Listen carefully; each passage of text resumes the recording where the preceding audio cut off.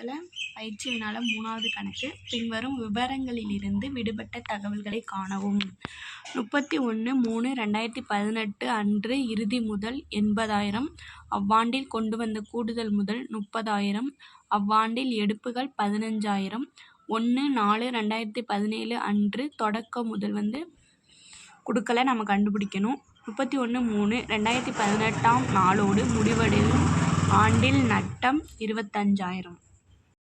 இந்த கணக்கில் தொடக்க முதல் கேட்டிருக்காங்க. இதில் எக்ஸ்ட்ரா என்ன நட்டம் கொடுத்துருக்காங்க. நட்டம் வந்துச்சுன்னா ப்ளஸ் பண்ணிக்கணும். ஆக்சுவலாக நம்ம எல்லா சம்மும் போடுற மாதிரி தான். இறுதி முதல் வந்தால் ப்ளஸ் பண்ணிக்கிட்டு ப்ளஸ் எடுப்பு மைனஸ் கூடுதல் முதல் மைனஸ் தொடக்க முதல் ப்ளஸ் நட்டம் மைனஸ் பண்ணிக்கணும் லாபம் வந்துச்சுன்னா. வாங்க கணக்குக்குள்ளே போகலாம். இறுதி முதல் 80,000 ப்ளஸ் எடுப்பு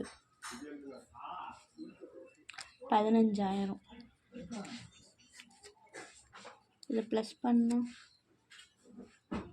95,000 வருது. மைனஸ் கூடுதல் முதல் 30,000.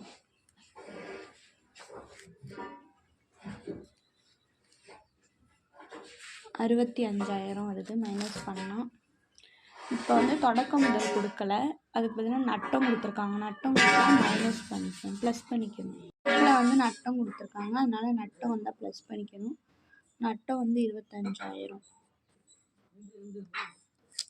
ப்ளஸ் பண்ணி